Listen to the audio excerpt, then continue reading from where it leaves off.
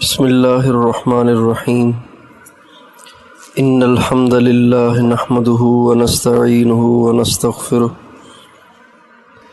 من يهده اللہ فلا مضل له ومن يضلل فلا هادی له واشهد ان لا الہ الا اللہ وحدہ لا شریک له واشهد ان سیدنا ونبینا وحبیبنا وشفیعنا وقرۃ اعیننا محمدا عبدہ ورسولہ صلی اللہ تبارک و تعالی علیہ وعلی آلہ واصحابہ وازواجہ وذریتہ وبارک وسلم تسلیما کثیرا اما بعد فاعوذ باللہ من الشیطان الرجیم بسم اللہ الرحمن الرحیم من عمل صالحا من ذکر او انثی وهو مؤمن فلنحيينه حياة طيبة ولنجزينهم أجرهم بأحسن ما كانوا يعملون سبحان ربك رب العزة عما يصفون وسلام على المرسلين والحمد لله رب العالمين اللهم صل على سيدنا محمد وعلى آل سيدنا محمد وبارك وسلم۔ میری قابل احترام ماؤں، بہنوں اور بیٹیوں، دنیا میں رہنے والا ہر انسان پرسکون زندگی چاہتا ہے۔ ہر عورت، ہر مرد کی خواہش ہے کہ میری زندگی میں سکون ہو، میرے گھر میں سکون ہو، آپس میں محبتیں ہوں اور ایک دوسرے کی ہمدردی ہو اور گھر میں برکت ہو اور کوئی مسئلہ نہ ہو، کوئی پریشانی نہ ہو۔ یہ ہر عورت، ہر مرد کی خواہش ہے۔ اس خواہش کو پورا کرنے کے لیے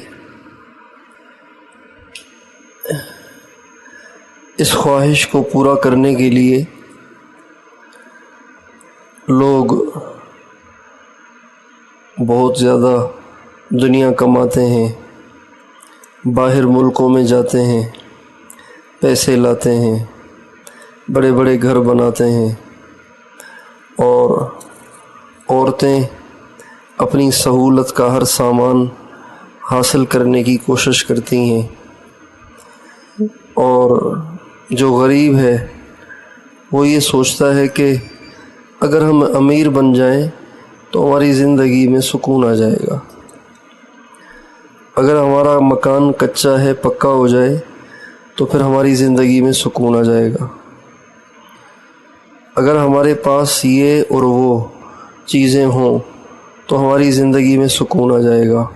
یہ ایسی سوچ ہے جو عام طور پر ہر ایک کی بن گئی ہے۔ اللہ تعالیٰ قرآن مجید میں ہمیں زندگی کو پرسکون بنانے کے لیے ایک بات فرماتے ہیں، اور اللہ تعالیٰ اتنے یقین کے ساتھ فرماتے ہیں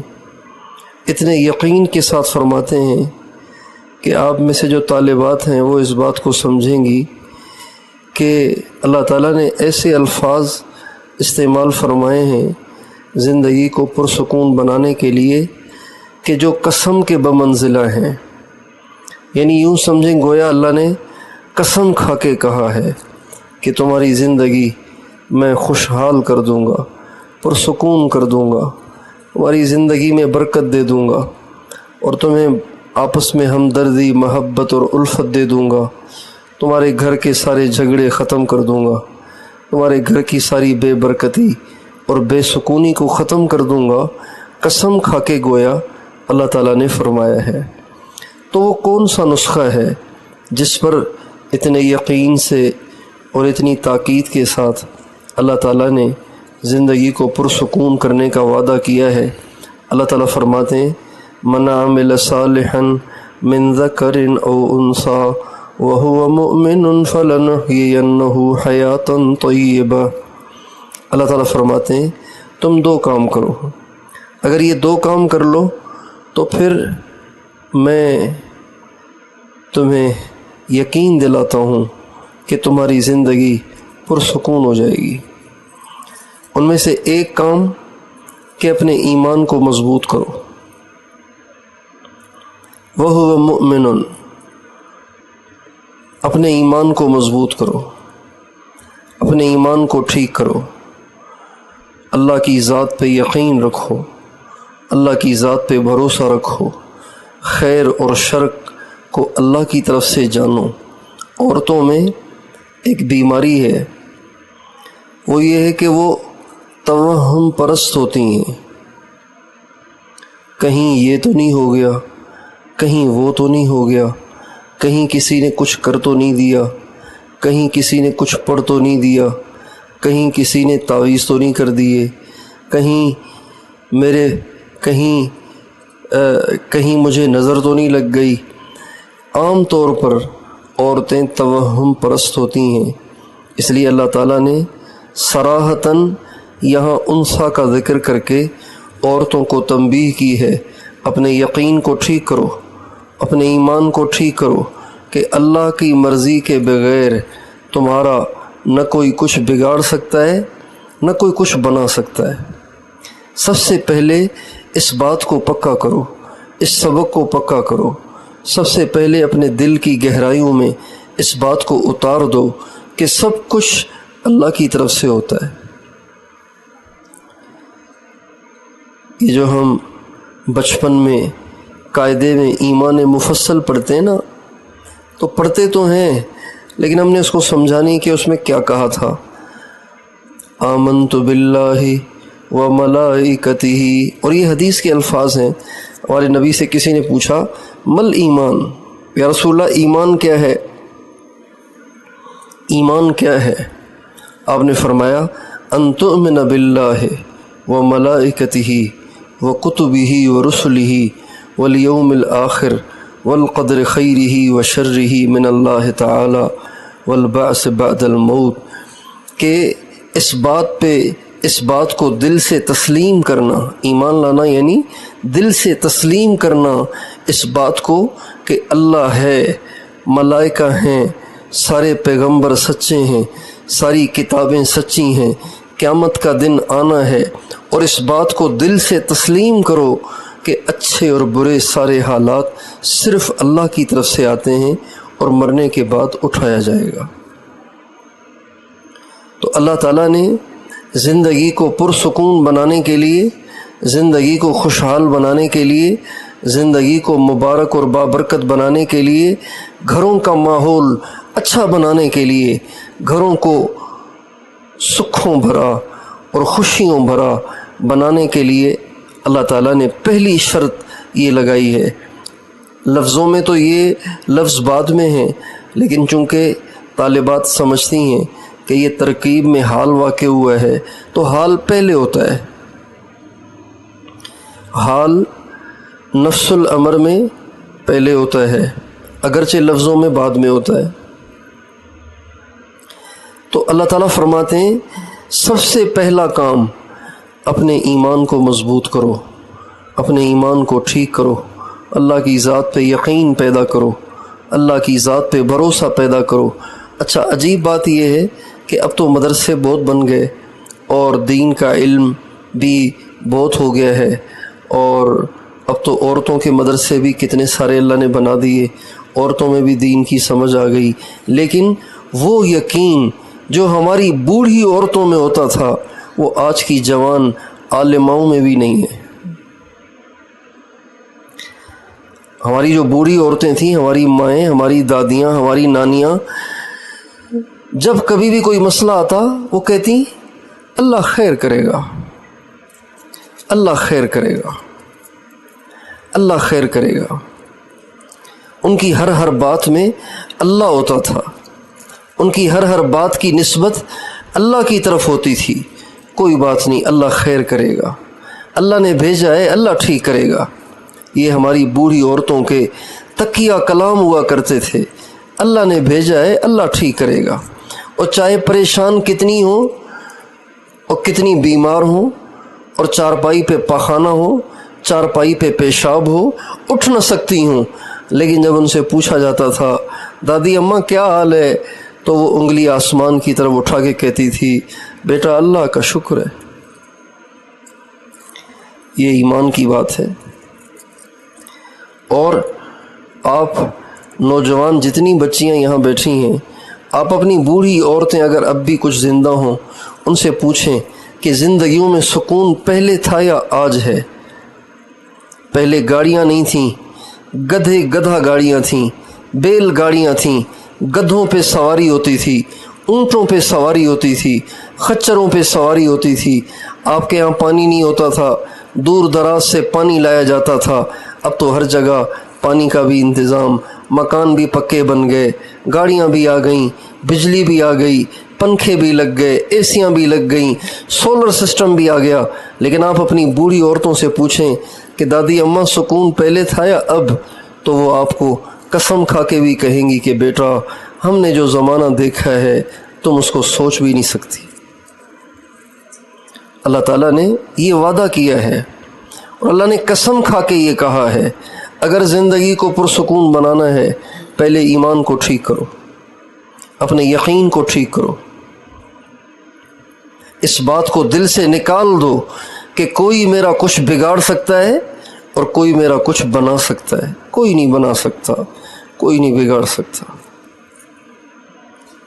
لا يملكون لأنفسهم نفعا ولا ضرا وَإِن يَمْسَسْكَ اللَّهُ بِضُرٍّ فَلَا كَاشِفَ لَهُ إِلَّا هُوَ وَإِن يُرِدْكَ بِخَيْرٍ فَلَا رَادَّ لِفَضْلِهِ۔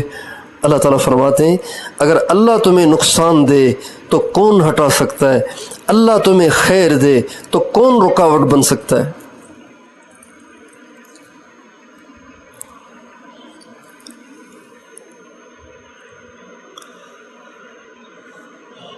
ما يفتح الله للناس من رحمة فلا ممسك لها وما يمسك فلا مرسل له من بعده۔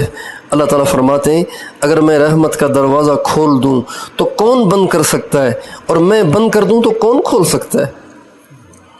اب جن بچیوں کی شادیاں ہو گئیں اور 6 سال سے انہیں اولاد نہیں ہو رہی، وہ کہتی ہیں میری ساس نے مجھ پہ جادو کر دیا ہے، میری نند نے مجھ پہ جادو کر دیا ہے، میری دیورانی نے مجھ پہ جادو کر دیا ہے، بندش کر دی ہے۔ یہ توہم پرستیاں زندگی کو بے سکون بنا دیتی ہیں۔ اللہ نہیں دے رہا، اللہ کی جو مرضی۔ اللہ کو پتہ ہے کہ کس بندے کس بندی کے ساتھ کیا کرنا ہے۔ ہم کراچی میں ایک ساتھی کے گھر گئے، انہوں نے ناشتے کی دعوت کی تھی، تو میں نے ان سے پوچھا ماشاءاللہ کتنے بچے ہیں؟ کہنے لگے اللہ کا شکر ہے ایک بھی نہیں ہے۔ تو میں نے کہا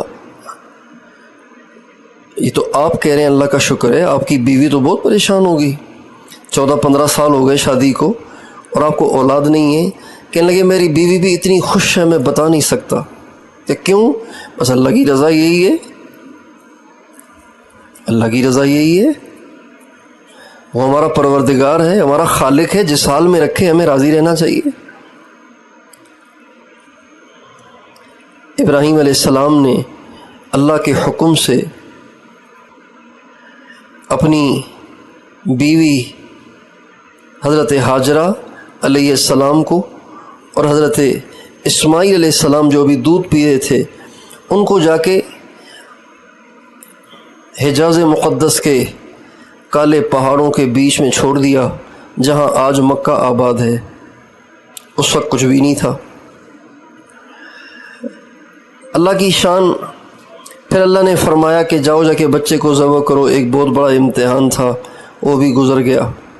ابراہیم علیہ السلام واپس فلسطین چلے گئے، حضرت ہاجرہ کا انتقال ہو گیا، حضرت اسماعیل کی پیچھے شادی ہو گئی۔ ایک دفعہ حضرت اسماعیل علیہ السلام حضرت ابراہیم علیہ السلام اپنے بیٹے حضرت اسماعیل سے ملنے آئے۔ جب آئے تو ان کی بیوی تو تھیں لیکن وہ نہیں تھے، تو ان کی بیوی سے پوچھا کہ اسماعیل کہاں ہے؟ اچھا، بیوی جانتی نہیں تھی کہ یہ میرے سسر ہیں۔ کہا اسماعیل کہاں ہے؟ کہا شکار پہ گئے ہوئے ہیں۔ کہا گھر کیسا چل رہا ہے؟ کہا بہت پریشانی ہے، نہ کچھ کھانے کو ہے نہ پینے کو ہے۔ نہ یہاں فصل ہے کہ گندم اور روٹی اور آٹا پکے، اور نہ کوئی یہاں سبزی ہے کہ ہم کھا سکیں، بہت پریشانی کی بات ہے۔ ابراہیم علیہ السلام نے فرمایا جب تمہارا خاوند اسماعیل آ جائے تو ان کو کہنا کہ ایک بڑے میاں آئے تھے اور کہہ رہے تھے اسماعیل تمہاری چوکھٹ ٹھیک نہیں ہے، اسے تبدیل کر دو۔ حضرت اسماعیل علیہ السلام شکار سے واپس آئے اور بیوی سے پوچھا، بیوی نے کہا ایک بڑے میاں آئے تھے اس شکل کے۔ کہا اچھا؟ کہاں؟ کہا وہ تو میرے ابا تھے، وہ تو حضرت ابراہیم تھے۔ کہا اچھا؟ کہا کیا کہہ کے گئے ہیں؟ کہا کہہ کے گئے اسماعیل تیری چوکھٹ ٹھیک نہیں ہے، اسے تبدیل کرو۔ تو کہا پتہ ہے وہ کیا کہہ کے گئے ہیں؟ کہا بتاؤ کیا کہہ کے گئے ہیں؟ کہا یہ کہہ کے گئے کہ تیری بیوی بڑی ناشکری ہے، اسے طلاق دے دو، اللہ تمہیں اچھی دے گا۔ اللہ کی رضا میں راضی نہیں ہے یہ۔ اللہ جس حال میں رکھے اس حال میں راضی رہنا یہ ایمان کی نشانی ہے، یہ ایمان کی نشانی ہے۔ ضمناً ایک حدیث سن لیجئے۔ حدیث قدسی میں اللہ تعالیٰ ارشاد فرماتے ہیں من لم یرض بقضائی ولم یصبر علی بلائی فلیلتمس ربا سوائی، جو میرے فیصلے پہ راضی نہیں ہوتا اور میری مصیبت پہ صبر نہیں کرتا اسے چاہیے کہ کوئی اور رب تلاش کر لے۔ اللہ تعالیٰ جس حال میں رکھے اللہ نے رکھا ہے نا، یہ نہ کہیں کہ اس نے یہ کر دیا ہے اس نے وہ کر دیا ہے، یہ ایمان کے خلاف باتیں ہیں، یہ اللہ کو ایک منٹ کے لیے پسند نہیں ہے، یہ شرکیہ کلمات ہیں۔ اللہ نے کیا ہے، اللہ کرتا ہے، اللہ سے ہوتا ہے، اللہ کے علاوہ سے کچھ نہیں ہوتا۔ یہ اللہ تعالیٰ زندگی کو پرسکون بنانے کا فارمولہ بتا رہے ہیں، نسخہ بتا رہے ہیں کہ زندگی میں سکون کیسے آئے گا۔ اگر آپ اس میں بھی شک کریں گی اس میں بھی شک کریں گی، اور کبھی خاوند میں شک کریں گی، کبھی بچوں میں شک کریں گی، کبھی دیورانی میں شک کریں گی، کبھی ساس میں، کبھی بہو میں شک کریں گی، تو آپ کی زندگی تو اجیرن ہو جائے گی نا۔ کسی سے کچھ نہیں ہوتا، کوئی میرا کچھ بگاڑ نہیں سکتا، اللہ کے ہاتھ میں بگاڑنا، اللہ کے ہاتھ میں بنانا۔ من عمل صالحا من ذکر او انثی وهو مؤمن، اور اللہ کی شان دیکھیں، اللہ تعالیٰ نے یہاں پہ ذکرن پہلے ذکر کیا ہے، انثی کو بعد میں ذکر کیا ہے، وهو مؤمن کو انثی کے ساتھ ملایا ہے۔ اس سے بھی اس بات کی طرف اشارہ ملتا ہے کہ عورتوں میں یہ خرابی عام طور سے رہتی ہے کہ وہ آنے والی پریشانیوں کو اللہ کی طرف منسوب نہیں کرتی، اللہ کے غیر کی طرف منسوب کرتی۔ اس لیے اگر زندگی کو پرسکون بنانا ہے، سب سے پہلا کام اپنے دل سے اللہ کے علاوہ سب کا یقین نکال دیں، اور اپنے بچوں کو بھی یہی سکھائیں، اپنے گھروں میں یہ ماحول بنائیں، اپنے گھروں میں یہ فضا بنائیں، اپنے گھروں میں یہ ماحول بنائیں۔ ہر بچہ، ہر مرد اس بات کو دل سے تسلیم کرے کہ اللہ کے علاوہ کسی سے کچھ نہیں ہوتا، اللہ کرتا ہے۔ اگر بھوک آ گئی ہے خوش ہو جاؤ، اللہ نے بھیجی ہے۔ بیماری آ گئی ہے پریشان کیوں ہوتے ہیں آپ؟ بیماری اللہ نے بھیجی ہے، اللہ نے بیماری بھیجی ہے، یقیناً اس میں کوئی حکمت ہے۔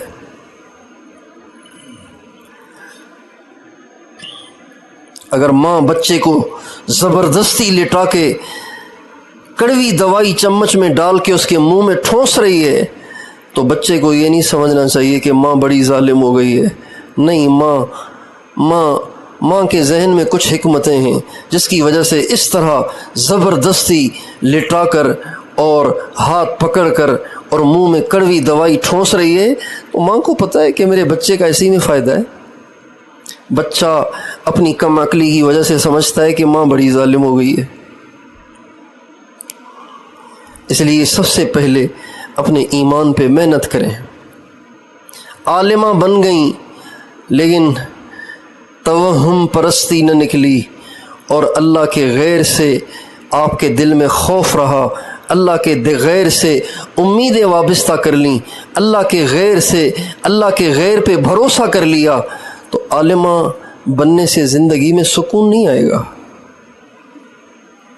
معلومات سے سکون تھوڑی ملتا ہے، سکون تو ملتا ہے علم سے، اور علم کا تعلق دل کے ساتھ ہے۔ اس لیے اگر اپنی زندگی کو پرسکون بنانا ہے تو اپنے مردوں سے بھی کہیں جو بیچارے پریشان ہیں روزگار کے حوالے سے اور بجلی کے بل کے حوالے سے، اور اپنے مکان کو پکا بنانے کے شوق میں وہ پریشان ہیں، آپ کے مطالبے پورے کرنے کے لیے وہ پریشان ہیں، آپ ان کو بتائیں کہ نہیں، اللہ سے ہوتا ہے، اللہ سارے کام ٹھیک کرے گا، بس اللہ ہمیں جس حال میں رکھے ہم اس حال میں اللہ سے راضی ہیں، ہمیں کوئی اللہ سے شکوہ نہیں ہے، ہمیں اللہ سے کوئی شکایت نہیں ہے۔ کتنے لوگ ہیں جن کو اللہ نے بچے تو دیے ہیں لیکن وہ بچے پاگل ہیں، کتنے ایسے ہیں جن کو اللہ نے بچے تو دیے ہیں لیکن وہ اندھے ہیں۔ اندھے بچے کا کیا کرے گا، سوائے ٹینشن کی کیا ہوگی۔ ہمارے ایک دوست ہیں، انہوں نے کہا کہ بہت پریشان تھے، کہنے لگے اللہ نے مجھے بہت عرصے کے بعد، مجھے اولاد نہیں ہو رہی تھی، میں نے بڑی دعائیں کرائیں، بڑے وظیفے اور بڑی کوششیں، ڈاکٹروں سے علاج، آخر مجھے ایک بیٹی ہوئی، اور بیٹی ایسی ہوئی کہ جس کی آنکھوں کی جگہ ہی نہیں تھی، یعنی جیسے پیشانی ہے نا بالکل پلین، اس طرح آنکھوں کی جگہ بالکل پلین، آنکھوں کی جگہ ہی نہیں۔ بہرحال آزمائش ہے، اللہ کی شان، ایک اور بیٹی ہوئی کچھ عرصے کے بعد، کچھ سالوں کے بعد، تو دوسری بیٹی بھی بالکل ویسی ہوئی، آنکھوں کی جگہ ہی نہیں۔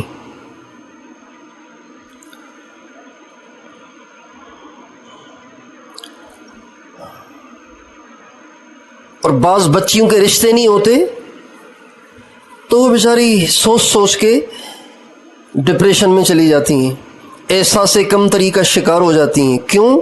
اس لیے کہ ایمان بھی کمزور ہے،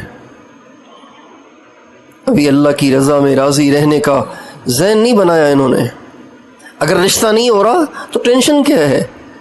آپ کو یہ ٹینشن ہے کہ اگر خاوند نہیں ہوگا تو بھائی مجھے کب تک کھلائیں گے، خاوند نہیں ہوگا تو باپ مجھے کب تک کھلائے گا، باپ کب تک زندہ رہے گا، ماں میری کب تک زندہ رہے گی، یہ میری بھابھیاں تو مجھے میرا جینا دشوار کر دیں گی، میں کھاؤں گی کہاں سے، زندگی کہاں گزاروں گی۔ یہی ٹینشن ہوتی ہے نا بچی کو، اگر میرا رشتہ نہ ہوا، میری عمر بڑی ہو گئی تو آخر میرا کیا ہوگا، میری زندگی تو تباہ ہو جائے گی۔ نہیں میری بیٹی، بہن اور ماں ایسے نہیں ہیں، بلکہ اللہ تعالیٰ پہ بھروسہ ہونا چاہیے۔ جو اللہ کتوں، بلوں اور سوروں کو دیتا ہے وہ اللہ آپ کو بھی دے گا۔ اگر آپ میں تقویٰ ہوگا، آپ میں توکل ہوگا، آپ کا تعلق اللہ کی ذات کے ساتھ مضبوط ہوگا تو اللہ آپ کو عزت سے زندگی گزروائیں گے۔ کتنی بچیاں ایسی ہیں جنہوں نے اتنے وظیفے کیے شادی کے لیے، اتنے وظیفے کیے کہ خشک ہو گئیں بیچاری، بالآخر شادی ہو گئی تو اب کہتی ہیں کہ کہاں مصیبت میں پھنس گئی، کس جہنم میں آ کے گر گئی۔ اس لیے اللہ بڑے کارساز ہیں، اللہ بڑے حکیم ہیں۔ ہمارے ایک بزرگ تھے حضرت مولانا سید حسین احمد صاحب مدنی رحمۃ اللہ علیہ، تو انگریز کے ساتھ ان کی لڑائی تھی مستقل، انگریز نے ان کو جیل میں ڈال دیا۔ تو اتنی بڑی شخصیت، اتنے بڑے اللہ والے جب جیل میں آئے تو جو جیل میں جو پہلے سے قیدی تھے وہ آتے اور آ کے دعا کی درخواست کرتے، خدمت کرتے، حضرت مجھے اتنا عرصہ ہوا ہے، میرے لیے دعا کریں، اللہ مجھے رہائی دے دے۔ حضرت دعا کرتے، اللہ کی شان وہ رہا ہو جاتا۔ پھر ایک اور، پھر ایک اور، پھر ایک اور، اکثر قیدی حضرت کی دعاؤں سے رہا ہو گئے۔ تو ایک قیدی نے ایک دفعہ حضرت سے کہا، حضرت آپ کی دعاؤں سے اتنے قیدی رہا ہو گئے تو آپ اپنے لیے بھی تو دعا کریں۔ تو حضرت کے چہرے پہ ناگواری کے اثرات ظاہر ہوئے اور فرمانے لگے، ارے میاں، رضا بالقضا بھی تو کوئی چیز ہے، یعنی جب اللہ نے مجھے جیل میں رکھا ہے میں کیوں کہوں کہ اللہ میں تیار نہیں ہوں؟ میں کیوں کہوں؟ اللہ نے کہا ہے کہ جیل میں رہو، میں کیوں کہوں کہ مجھے نہیں پسند جیل میں رہنا؟ میں کہتا ہوں اللہ اگر تجھے یہی پسند ہے تو مجھے بھی پسند ہے۔ ہمارے ایک اور بزرگ تھے سندھ کے، حضرت مولانا حماد اللہ صاحب حالیجوی رحمۃ اللہ علیہ۔ یہ حضرت مولانا احمد علی لاہوری رحمۃ اللہ علیہ کے پیر بھائی تھے، ان دونوں کے شیخ ایک ہی تھے، حضرت مولانا تاج محمود صاحب امروٹی رحمۃ اللہ علیہ۔ حضرت مولانا حماد اللہ صاحب بہت بیمار رہنے لگے، کافی عرصہ ہو گیا بیمار ہوئے تو ان کے ایک مرید تھے، وہ بہت پریشان تھے کہ ہمارے حضرت کیسے ٹھیک ہوں گے، تو انہوں نے بہت ایک رات کو رو رو کے دعا مانگی اللہ سے، یا اللہ میرے حضرت کو ٹھیک کر دے، میرے حضرت بہت بیمار ہیں۔ رات کو سوئے، خواب میں نبی کریم صلی اللہ علیہ وسلم کی زیارت ہوئی اور فرمایا اگر تمہارا شیخ اپنے لیے دعا کرے گا تو وہ ٹھیک ہو جائے گا، اگر تمہارا شیخ اپنے لیے دعا کرے گا تو وہ ٹھیک ہو جائے گا۔ ابھی یہ مرید خوش صبح آیا، ماشاءاللہ آپ علیہ السلام نے بشارت دے دی ہے کہ اگر یہ دعا کریں گے تو ٹھیک ہو جائیں گے، آ کے خوشی خوشی یہ خواب سنایا تو حضرت مولانا حماد اللہ صاحب قسم کھا کے فرمانے لگے اللہ کی قسم کبھی نہیں مانگوں گا، کبھی اللہ سے صحت نہیں مانگوں گا، پتہ نہیں اللہ نے مجھ میں کیا امید رکھ کر مجھے بیماری بھیجی ہے، میں کیوں کہوں کہ مجھے آپ کی بیماری گوارا نہیں ہے۔ یہ ایمان کی باتیں ہیں۔ من عمل صالحا من ذکر او انثى وهو مؤمن، ایمان پہ محنت کرنی پڑتی ہے، ایمان کو مضبوط کرنا پڑے گا، اللہ پاک کے علاوہ کسی کی طرف نفع کے لالچ میں یا نقصان کے ڈر سے کسی کی طرف نگاہ جائے، سمجھ جائیں کہ میرا راستہ بدل گیا ہے، میں بھٹک گئی ہوں۔ نفع کے لالچ میں کسی کی طرف نظر جائے یا کسی خوف کے، کسی نقصان کے خوف اور خطرے سے اللہ کے علاوہ کسی اور کی طرف نظر جائے، سمجھ جائیں کہ میں بھٹک گئی ہوں، سمجھ جائیں کہ شیطان کہیں اور لے کر جا رہا ہے۔ تو سب سے پہلا کام اپنے ایمان کو مضبوط کریں۔ دوسرا کام کیا کرنا ہے؟ دوسرا کام اللہ تعالیٰ فرماتے ہیں دوسرا کام یہ کرو کہ تم سے ہمیشہ اچھا کام صادر ہو، کبھی تم سے برا کام صادر نہ ہو۔ من عمل صالحا من ذکر او انثى، ہمیشہ اچھے کام کرو، کوئی برا کام مت کرو، اچھے کرو، برا کوئی نہ کرو۔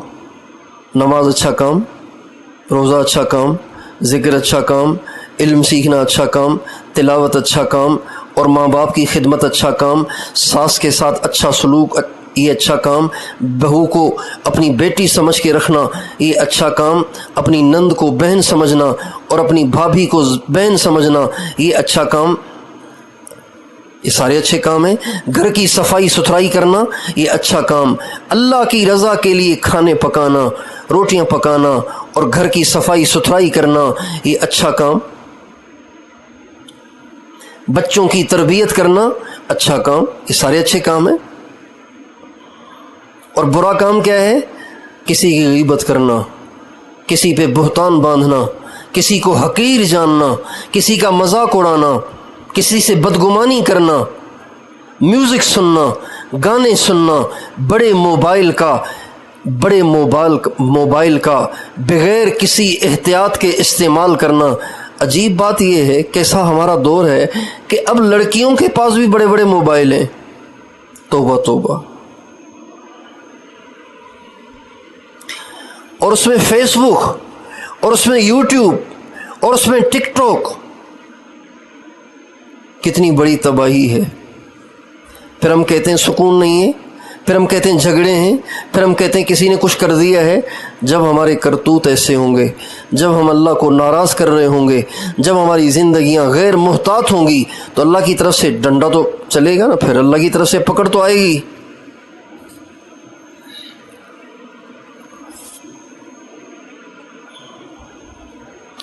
اس لیے اللہ تعالیٰ نے زندگی میں سکون پیدا کرنے کے لیے 2 چیزیں بتائی ہیں صرف: ایمان مضبوط کرو اور کوئی غلط کام نہ کرو، صرف اچھے کام کرو، بس کوئی غلط کام مت کرو، صرف اچھے کام کرو۔ چاقو سے کسی کو ذبح بھی کیا جا سکتا ہے، چاقو سے کسی کو قتل بھی کیا جا سکتا ہے، چاقو سے کسی کا ہاتھ پاؤں کاٹا بھی جا سکتا ہے، چاقو سے کسی کو ڈرایا اور دھمکایا بھی جا سکتا ہے، اور اسی چاقو سے سبزی بھی کاٹی جا سکتی ہے، اسی چاقو سے گوشت بھی کاٹا جا سکتا ہے۔ عورتوں کے پاس ہوتا ہے نا بیلن، جس بیلن سے روٹی کو وہ چوڑا کرتی ہیں، پہلے پیڑا ہوتا ہے، پھر اس پہ بیلن چلاتی ہیں، روٹی بڑی ہو جاتی ہے۔ اس بیلن سے آپ روٹی بھی بنا سکتی ہیں، اس بیلن کو مار کے کسی کا سر بھی پھوڑ سکتی ہیں۔ اللہ تعالیٰ نے جسم دیا ہے، اس جسم سے اچھے کام بھی ہو سکتے ہیں، برے کام بھی ہو سکتے ہیں۔ اللہ تعالیٰ کہتے ہیں تم اپنے جسم پہ پابندی لگاؤ کہ میں نے اس جسم سے برا کام نہیں کرنا، صرف اچھے کام کرنے۔ یہ 2 کام کرنے کی مجھے ضمانت دے دو۔ اللہ تعالیٰ فرماتے ہیں فَلَنُحْيِيَنَّهُ حَيَاةً طَيِّبَةً، میں قسم کھا کے کہتا ہوں میں تمہاری زندگی کو پرسکون کر دوں گا دنیا میں، اور آخرت میں کیا ہوگا؟ وَلَنَجْزِيَنَّهُمْ أَجْرَهُمْ بِأَحْسَنِ مَا كَانُوا يَعْمَلُونَ، اور مرنے کے بعد تمہیں اعلیٰ سے اعلیٰ جنت کے درجات عطا کروں گا۔ یہ ہماری زندگی کے پرسکون کرنے کا فارمولہ ہے۔ اگر غریب اپنائیں گے اللہ ان کی زندگی کو پرسکون کرے گا، امیر اپنائیں گے اللہ ان کو پرسکون کرے گا۔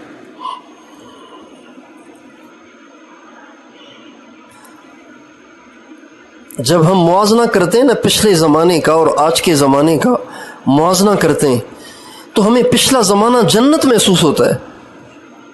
آج سے 40 برس پہلے، 35 برس پہلے ایسے لگ رہا ہے جیسے وہ کیا زمانہ تھا، ہائے کتنے مزیدار دن تھے، کتنی مزیدار راتیں تھیں، کتنا سکون تھا، گھروں میں بریانیاں نہیں پکتی تھیں، ناشتہ لسی اور روٹی سے ہوتا تھا، دوپہر کو بھی لسی اور روٹی ہوتی تھی، رات کو دودھ اور سفید چاول ہوتے تھے۔ ہمارے یہاں سندھ میں، یہاں تو پتہ نہیں، سفید چاول ہوتے تھے۔ زیادہ سے زیادہ کسی بچے سے ماں باپ کو زیادہ پیار ہے تو اس کے لیے 4 آنے کے پکوڑے لے لیتے، 4 آنے 1 روپے کا چوتھائی حصہ 4 آنے کے پکوڑے لے لیتے تھے۔ پھر تو اس بچے کے مزے ہی ہو جاتے تھے کہ واہ واہ آج تو پکوڑے بھی کھانے کو مل گئے۔ لیکن زندگی میں بڑا سکون تھا، سفر ٹانگوں میں تھا، سفر گدھا گاڑیوں میں تھا، اور سفر بیل گاڑیوں میں تھا، اور مٹی ہی مٹی تھی، سڑکیں نہیں تھیں، مٹی مٹی تھی، سڑکیں نہیں تھیں، اور ہم لوگ ننگے پاؤں گھومتے پھرتے تھے، چپل نہیں پہنتے تھے، ننگے پاؤں میلے ہوتے تھے، ننگے پاؤں ہوتے تھے، سیدھے سادے کپڑے ہوتے تھے، لیکن واہ واہ بڑے مزے تھے، بڑا سکون تھا، بڑی خوشی تھی۔ ہماری دادی ہمیں پہلو میں لٹا کے کہانیاں سناتی تھی، کہانیاں سنتے سنتے سو جاتے تھے۔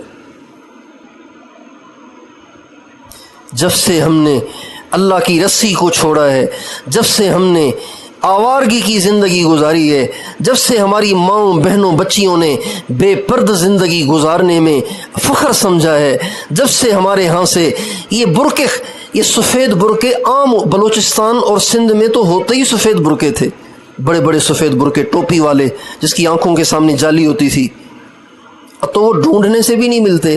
بلوچستان میں بھی 1 کا 2 کہیں نظر آتے ہیں، ورنہ یہاں کی عورتوں نے بھی بس چادر اوڑھی ہوئی ہے، चादर ओढ़ी हुई है या चेहरे के सामने कपड़ा डाल दिया है या फिर काला बुर्का पहना हुआ है। आप सब सफ़ेद बुर्के पहनो, पर्दा उसमें है जिसमें पता ही नहीं चलता कि इस बुर्के में जवान औरत है या बूढ़ी औरत है, ये भी पता नहीं चलता। इन काले बुर्कों में तो जिस्म का साइज भी पता चलता है और चाल का अंदाज भी पता चलता है। उन बुर्कों में तो पता ही नहीं चलता कि चल कैसे रही है। ये सब बेहयाई की बातें हैं। औरतों से कहो भाई आप काला बुर्का क्यों नहीं, आप ये सफ़ेद बुर्का क्यों नहीं पहनती, का शर्म आती है। अरे काला बुर्का पहनने में, चादर ओढ़ने में शर्म नहीं आती जिसमें जिस्म जाहिर होता है, इसमें शर्म आती, यानी जिस्म को छुपाने में शर्म आती है। अपने नाज अंदाज और नखरे दिखाने में शर्म नहीं आती। अजब ज़माना। सफ़ेद बुर्के पहनो, टोपी वाले बुर्के पहनो। अगर क़यामत के दिन हज़रत फ़ातिमा के साथ उठने का शौक़ है, हज़रत अम्मा आयशा और अम्मा खदीजा के साथ हशर किए जाने का शौक़ है, तो अपने आप को इतना छुपाओ कि पता ही न चले कि जवान है या बूढ़ी है, चाल कैसी है। हमारे नबी की सबसे प्यारी लख्ते जिगर बेटी हज़रत फ़ातिमा, इतना उनको पर्दे का एहतमाम था कि इंतकाल से पहले हज़रत अस्मा बिनते उमैस जो हज़रत अबू बकर सिद्दीक़ की बीवी हैं, उनको बुलाया और फरमाया कि अस्मा मुझे बहुत परेशानी है, मेरे जाने का वक्त है। जब गुस्ल दिया जाता है तो गुस्ल में तो बेपर्दगी होती है, तो सारी ज़िंदगी पर्दा किया और मर जाऊं तो बेपर्दगी हो, मुझे इसकी बड़ी परेशानी है। तो हज़रत अस्मा कहने लगी, ए बिनते रसूलुल्लाह, ए बिनते रसूलुल्लाह, आप परेशान न हो।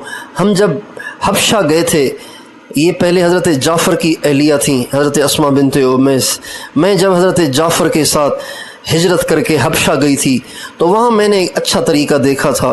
वो तरीका ये था कि औरत को चारपाई पे लिटाया जाता था और उसके चारों तरफ लकड़ियाँ गाड़ दी जाती थीं, उस पर चादर डाल दी जाती थी, तो खेमे की शक्ल बन जाती थी और उसमें औरत को गुस्ल दिया जाता था, जिसमें बेपर्दगी का अंदेशा नहीं होता था। हज़रत फ़ातिमा रज़ी अल्लाह अन्हा हज़रत अस्मा को दुआएं देने लगीं और फरमाने लगीं, आपने तो मेरी परेशानी दूर कर दी। चनाचे हज़रत फ़ातिमा को इसी तरह गुस्ल दिया गया। उसका नतीजा क्या हुआ? आप अलैहिस्सलाम ने फरमाया, कल क़यामत के दिन जब लोग पुल सिरात को पार करने लगेंगे तो पूरे महशर में अल्लाह ताला की तरफ से एक आवाज़ गूंजेगी, या अहलल जम' गुद्दू अफ़सारकुम हत्ता तमुर्र फ़ातिमतु बिन्त मोहम्मद। ए हशर वालों, उसमें अंबिया भी होंगे, औलिया भी होंगे, सिद्दीकीन, शुहदा, उलमा और अइम्मा और मुहद्दिसीन और मुज्तहिदीन भी होंगे। उन सब से कहा जाएगा, ए महशर वालों, अपनी निगाहों को झुकाओ ताकि मोहम्मद की बापर्द बेटी पर्दे के साथ पुल सिरात को पार करे।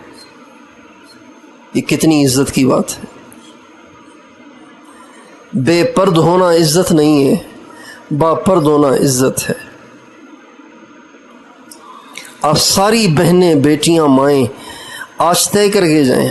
हम गए कोहाट, वहाँ पे मस्तूरात में उन्होंने बयान रखा, तो वहाँ मैंने ये सफ़ेद बुर्के की बात की, क्योंकि ये कोहाट में भी बहुत पर्दा था पहले, अब औरतों ने सफ़ेद बुर्के छोड़ दिए और ये बुर्के शुरू कर दिए काले।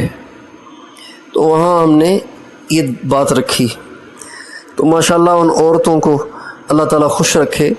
उन्होंने इतना बात को लिया कि दर्जियों के पास गुंजाइश ही नहीं रही।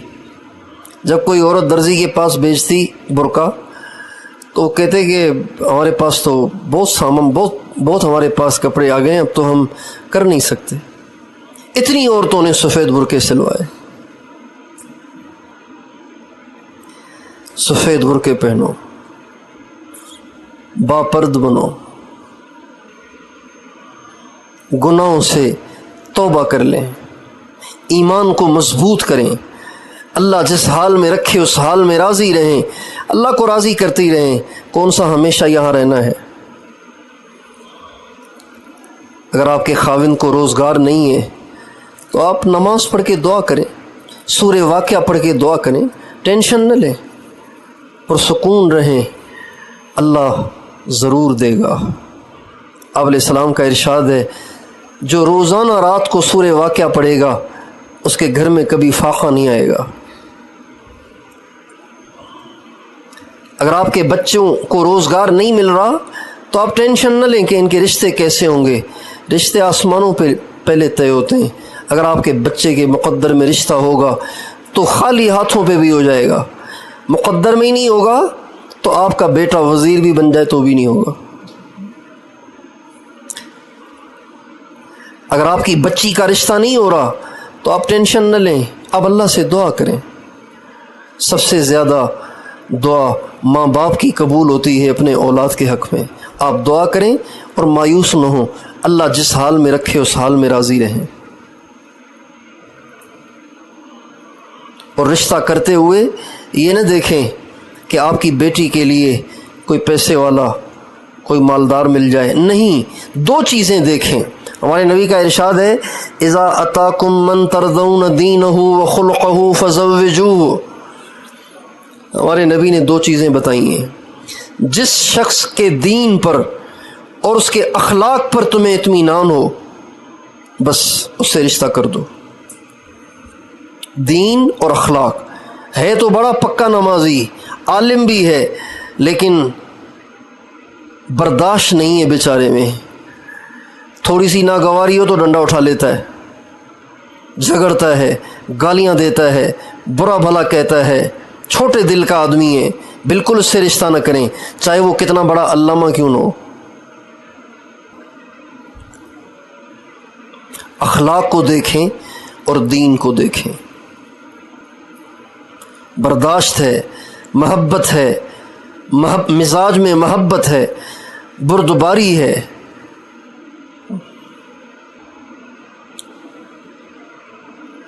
تو اس سے رشتہ کریں، اللہ تعالیٰ اس کو روزگار بھی دے دے گا۔ تو اگر زندگی کو پرسکون بنانا ہے تو ان باتوں کی کوشش کریں، اور جو مدرسے کی طالبات ہیں ان سے خصوصاً یہ درخواست ہے کہ علم دین کو حاصل کرتے ہوئے تقویٰ کا اہتمام کریں، چونکہ علم دین اور تقویٰ کا آپس میں بہت گہرا جوڑ ہے۔ علم دین اور تقویٰ یہ آپس میں لازم ملزوم ہے، جہاں تقویٰ ہوگا وہاں علم دین آ جائے گا، جہاں تقویٰ نہیں ہوگا وہاں علم دین نہیں آئے گا، معلومات آ جائے گی۔ اس لیے تقویٰ کا اہتمام کریں۔ تقویٰ میں زبان پر کنٹرول، نظر پر کنٹرول، کھانے پینے میں احتیاط اور شدید پردہ، سفید برقعے کی کوشش کریں، ایسا برقع جو آپ کے پاؤں بھی چھپا دے، اور جب چلیں تو راستے کے بیچ میں نہ چلیں، راستے کے کنارے پر چلیں۔ آج کل تو اللہ کی پناہ کہ جب گلی سے گزرنا ہوتا ہے، میں جاتا ہوں مسجد کی طرف تو آنے والی عورتوں سے بچنا پڑتا ہے، ہمیں دیوار سے لگنا پڑتا ہے کہ یہ عورت گزر جائے۔ عورت کو شرم نہیں آتی کہ وہ ذرا دیوار سے چپک جائے اور مرد گزر جائے، اگر مرد نہ چپکے تو ٹکر لگ جائے، ایسی بے حیائی ہے۔ عورت کے لیے حکم ہے کہ راستے کے درمیان نہ چلے، کنارے پر چلے۔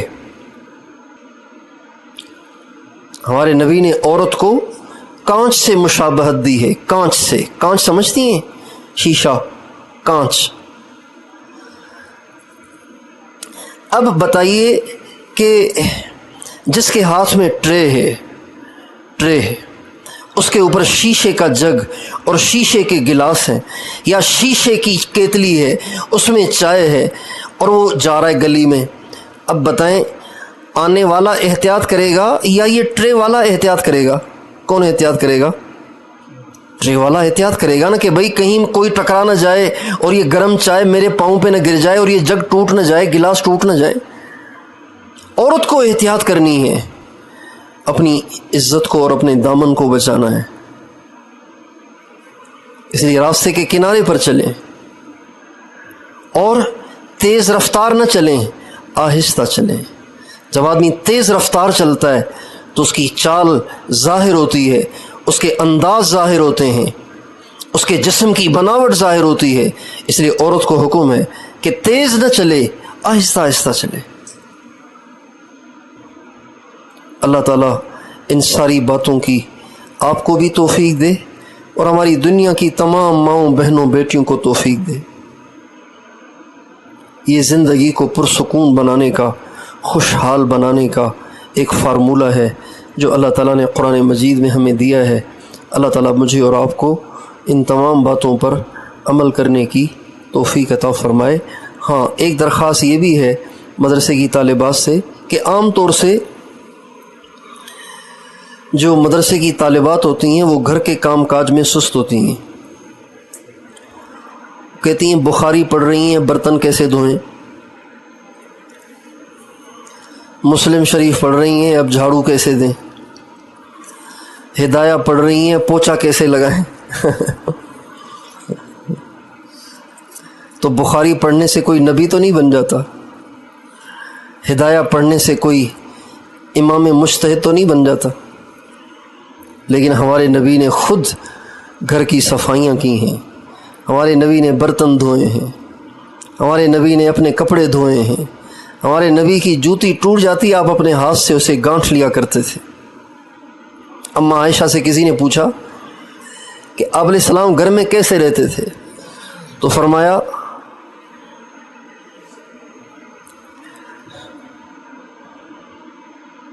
یکسف نعلہ ویحلب شاتہ، بکری کا دودھ اپنے ہاتھ سے خود نکال لیا کرتے تھے، یہ نہیں کہتے تھے جلدی سے دودھ لاؤ، آپ خود برتن اٹھا کے لے جاتے اور جا کے دودھ دو لیتے تھے، اپنی جوتی گانٹھ لیتے تھے۔ تو اس لیے گھر کا کام کاج کرنا طالبات کے لیے اوروں سے زیادہ ضروری ہے۔ اگر آپ گھر کے کام کاج نہیں کریں گی تو شیطان آپ کو غرور میں مبتلا کر دے گا کہ ہم تو کچھ ہیں، اور اس غرور ہی نے تو شیطان کو تباہ کیا، حالانکہ اس نے 8 لاکھ سال عبادت کی تھی۔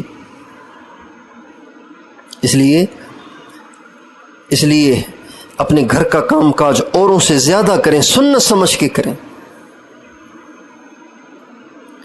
گھر کا کام کاج خوب کریں۔ جو ہی مدرسے سے آئیں کتابیں رکھیں، امی سے کہ امی اب آپ باہر آ جائیں، آپ کی خادمہ، آپ کی نوکرانی آ گئی ہے۔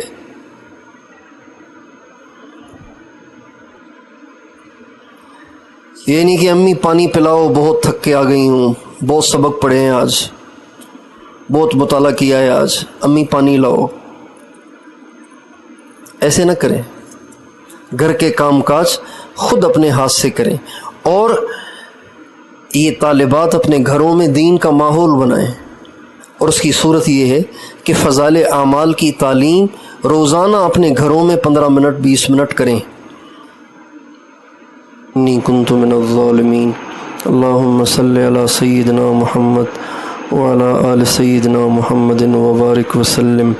اے اللہ، ہم تیرے گناہ گار، عاجز، مسکین، خطا کار، گناہوں میں ڈوبے ہوئے تیرے بندے، تیری بندیاں تیرے سامنے دست بستہ حاضر ہیں، اپنے گناہوں کی معافی چاہتے ہیں۔ اللہ ہمارے گناہوں کو معاف فرما، ہماری خطاؤں سے درگزر فرما، ہماری راتیں بھی گناہوں سے بھری ہوئی ہیں، ہمارے دن بھی گناہوں سے بھرے ہوئے ہیں۔ اے اللہ، ہماری تنہائیاں بھی ناپاک ہیں، ہماری محفلیں بھی ناپاک ہیں، ہمارا اندر بھی ناپاک ہے، ہمارا باہر بھی ناپاک ہے۔ اے اللہ، ہم بڑے گناہ گار، خطا کار بندے بندیاں ہیں، تجھ سے معافی چاہتے ہیں۔ اللہ، اگر تو معاف نہیں کرے گا تو کون کرے گا؟ اللہ، ہماری مثال اس بچے کی سی ہے کہ جس کے کپڑوں میں پاخانہ نکل گیا ہے، اے اللہ اس بچے کو پتہ ہے کہ جس کے پاس جاؤں گا وہ نفرت کرے گا، اے اللہ وہ بڑے اعتماد کے ساتھ پر امید ہو کر اے اللہ پاخانے سے بھری ہوئی شلوار کے ساتھ اپنی ماں کی طرف جاتا ہے، اس لیے کہ اسے پتہ ہے کہ میری ماں مجھ سے نفرت نہیں کرے گی بلکہ مجھے دھلائے گی، نہلائے گی، کپڑے پہنائے گی، پھر دوبارہ گود میں بٹھائے گی، میرا ماتھا چومے گی۔ اے اللہ ہم تیرے ہی تو بندے ہیں، تیری ہی تو بندیاں ہیں، ہم اپنی گندگیاں تیرے سامنے پیش کرتے ہیں، ہماری زندگی کی ساری گندگیاں صاف کر دے اللہ، اپنی رحمت سے صاف کر دے، اپنی رحمت سے صاف کر دے۔ ہماری نگاہیں ناپاک ہو گئی ہیں، اسے پاک کر دے۔ ہماری زبان بے لگام ہو گئی ہے، اے اللہ اسے پاک کر دے۔ ہمارے کان ناپاک ہو گئے ہیں، اے اللہ ان کانوں کو پاک کر دے۔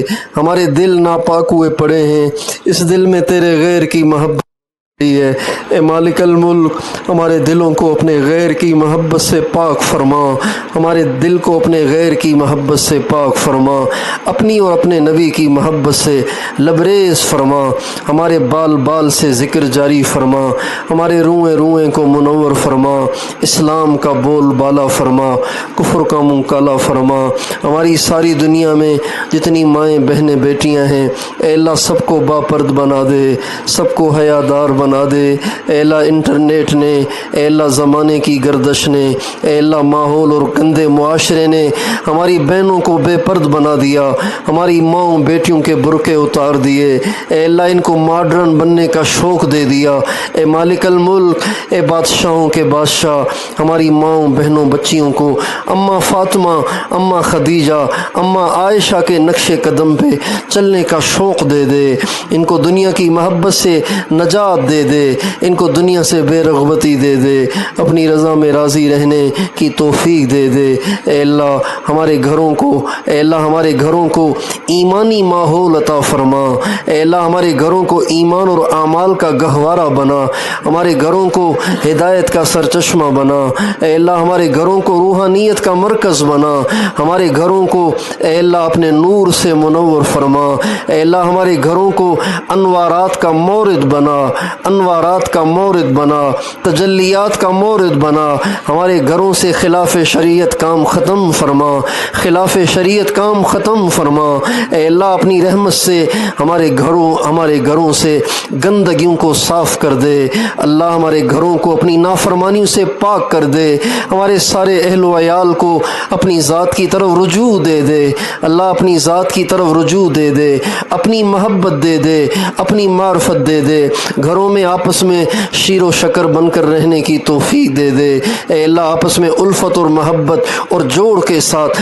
ہمدردی، خیر خواہی اور دوسرے کے دکھ غم کے احساس کے ساتھ ہمیں زندگی گزارنے کی توفیق دے دے، اے اللہ ہر ایک کی قدردانی عطا فرما، ساس کو بہو کی اور بہو کو ساس کی قدردانی عطا فرما، نند کو بھابھی کی اور بھابھی کو نند کی قدردانی عطا فرما، اے اللہ ہمارے نوجوانوں کو پرہیزگار بنا، ہمارے بے نمازیوں کو پکا نمازی بنا، اے اللہ تبلیغ کے کام کی حفاظت فرما، آپس کا انتشار ختم فرما، اے اللہ جہاں رکاوٹیں ہیں دور فرما، مدارس دینیہ کی حفاظت فرما، بنین بنات کے مدرسوں کو اے اللہ ترقیات سے مالا مال فرما، سب کو کامل تقوی عطا فرما، تمام ضروریات کا غیبی خزانوں سے تکفل فرما، اے اللہ جن خانقاہوں میں تیرا نام سکھایا جاتا ہے ان خانقاہوں کی حفاظت فرما، اے اللہ جہاں خانقاہیں نہیں ہیں اپنے کرم سے وہاں خانقاہیں قائم فرما، اے اللہ جیسے تو نے دعوت